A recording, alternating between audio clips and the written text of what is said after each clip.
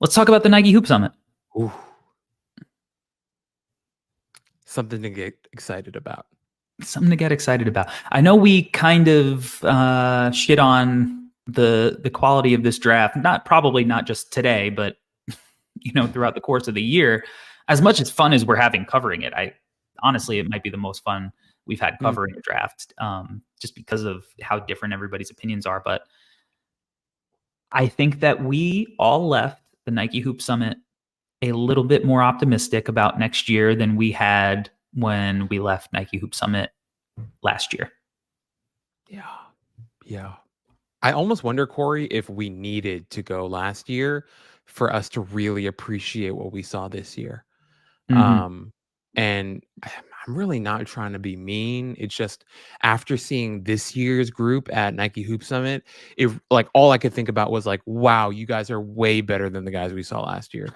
And it's not very close in terms of like the level of talent. But we had an incredible week. Saw some really, really great guys. Excited to talk about it. Yeah. And, it's always cool when the No Ceilings crew gets to like meet up in person and hang out and talk shop and brainstorm. And, it was just a really, really fun week. So who were like some of your standout guys that you saw? The more we talk about it, the more I think about it, the more I write about it. I'm pretty locked in on Dylan Harper. Mm. Yeah, just I thought it was going to be Ace Bailey, and I'm still really enamored with him. I think they're almost like neck and neck for me, those two guys. And we'll talk about other guys as well. But just Dylan Harper, it was kind of like what we just talked about with Filipowski, Corey. It was like, he doesn't have the flashiest game, but he kind of made things go. He was kind of the engine, the metronome, a lot of different things for that team. Just crazy physical, crazy locked in, just competitive spirit at all times. Really tall for his position, good length, great frame. I did not mind the jumper at all. Obviously, he's going to have to continue to work on it, but it's a really good place for him to start. I thought his finishing, the pace that he played with was really good. The savvy, the playmaking, the list goes on and on, man. Just like the biggest thing for me was that buy-in, that lock-in that he had in terms of like a spirit type of thing. I'm like, that's going to translate. And the fact that he has a pedigree and the body, and just the IQ to go with that spirit, I can't even imagine what that's going to look like next year with Ace Bailey next to him. So I left Hoop Summit really thinking about the other names, and then like just being by myself on the plane coming home going, I think I'm in love with Dylan Harper. Yeah. And so I wanted to mention him first. And it felt like he took the intensity up a notch when the game started, to where you're like, oh, the burst is a little burstier. Yep. Because he was finishing through guys in traffic in practice, and he was being physical and all of that, and he was getting to his spots, but like there was an extra gear that he had when the game and the bright lights turned on. Yeah. And yeah, like I think at this point, because guys are so raw and there's so much more room for them to develop, like sometimes we do try to like fall in love with the guys who look like they have a little bit more room because they're more athletic or whatever, and like they're a little more raw. And Dylan, the fact that he's already so polished, you want to be like, oh, maybe he doesn't have as much potential as some of the other guys, but like I think he does. And he was awesome the whole week. I mean, great answers in the post-game press conference. Yeah. Like just he already feels like he's a pro. And like, obviously, his brother's a pro, his dad was a pro. Like this is a guy who understands what it means to be a pro. But yeah, he was unbelievable all week. Ace was also fantastic. And, he was a little jittery to start the game, but he was like amazing in practice. He was the guy who was talking the most. He was the loudest guy in the gym, the most vocal. Like he had those leadership qualities, brought the intensity, gave us like an aerial show every day. Just the dunks that he's able to do. His head is at the rim. Obviously, like the tough shot making is insane. Now he's a guy that settles for those tough shots sometimes. And like you saw, like when he is a little jittery and he's settling for that stuff, like he threw an air ball up early in the game. He got it going in the second half when things started slowing down. And, he's more of like a guy who it could take a little bit of time, but like the payoff is going to be insane for a guy like him, right? But he was fantastic as well. AJ Dybantsa. Oh, man. Sick. Sick. Whew. Yeah. Another year of high school. That kid can go. Huge. Gigantic. Corey, the biggest thing with Dybantsa is like he could play in the NBA right now.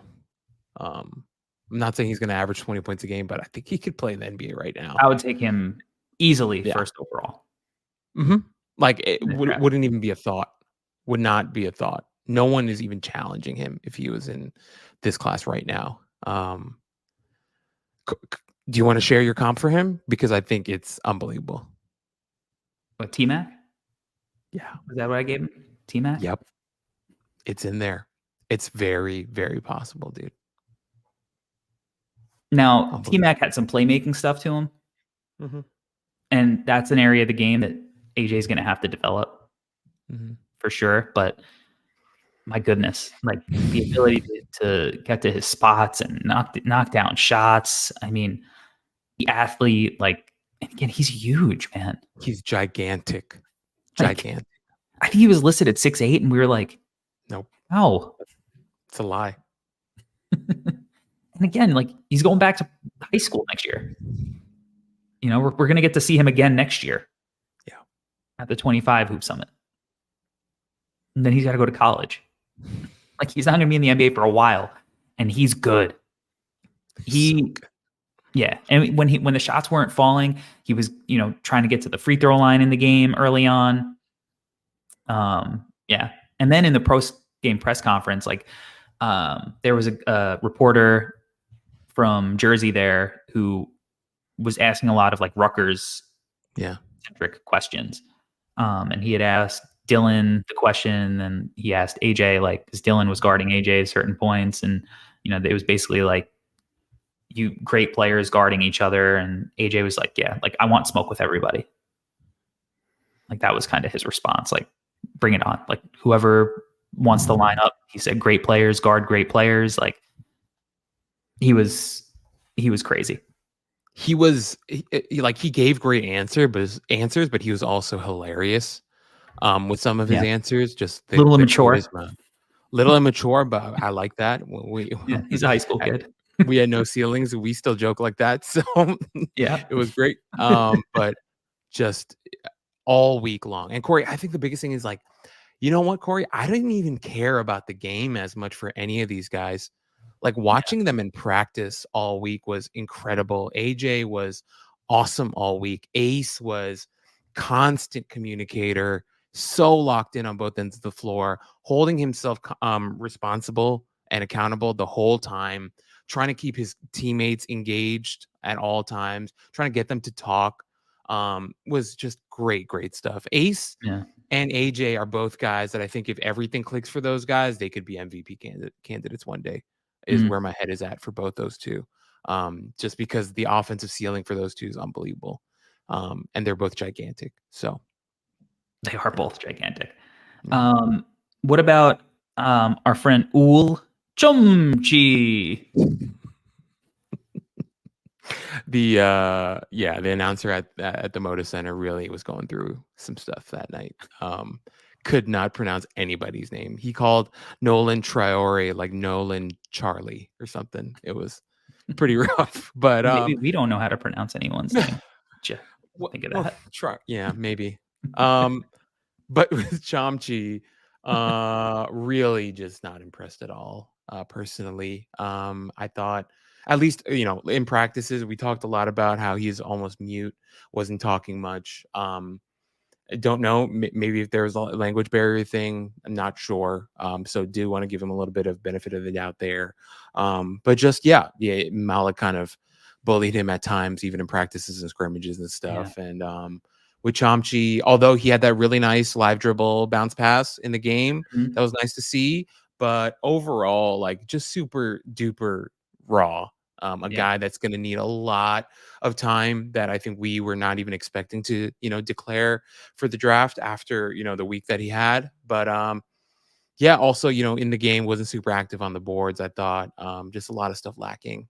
But you can understand, like, if there was going to be a year for a guy who's raw and not ready to declare for the draft, it's probably this one. So Yeah, I mean, look, if somebody takes him in the first round over a player who's probably going to stink, like, fine. sure. Like maybe they both stink, but at least this guy, you could talk yourself into the upside.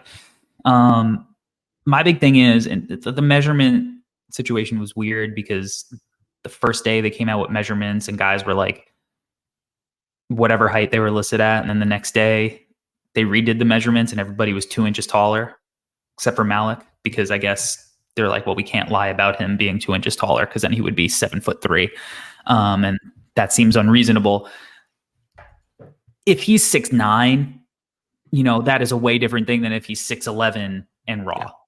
Yeah. Like I think like there's a little Bobby Porter-ish stuff to him. Bobby Portis, rather. Sorry. The shot looks smooth. It looks like he's going to be able to shoot it. He just was very inconsistent shooting it in drills, very mechanical, as smooth as it looks, like he's thinking about shooting it. I did like, that pass, and some of the passes from the practices were nice. Like he had a couple of moments as a rim protector where he got off his feet quick. I thought he moved out really well on the perimeter, closing out. I thought he set pretty good screens, and he would like screen, rescreen. He'd make contact. I thought he was better in the game, at least to start, than he was, in some practices. But like, again, like he's very raw. And there were a lot of things that he's not ready to do. And, speaking with people in the league, they were like, glad we got to see him because now we know he's not ready for sure. Right. But he declared. So, he'll get in workouts, he'll do the thing and pre-draft, and somebody will draft him. And it's a fine bet in this draft. It just, I've seen people say some wild stuff online about him and his athleticism and how he moves and his potential and all this, and it's like, I don't know about all that.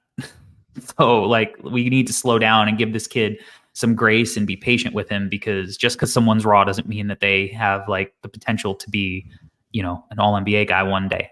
I don't think he's anywhere near that conversation, but he will get drafted this year, I'm sure. Corey, I thought Malik was raw, and he was raw. And he looked good in the practices. Exactly.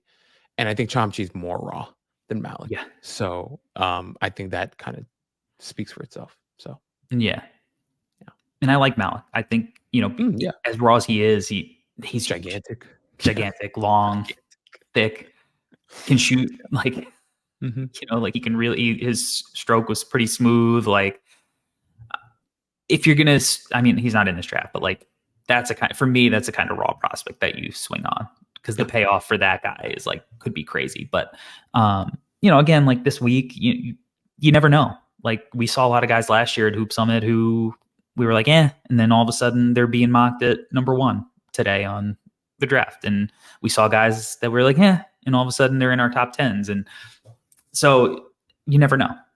Yeah. But where we're at right now today, both those guys are pretty raw. Yeah. Pretty raw. Traore, though.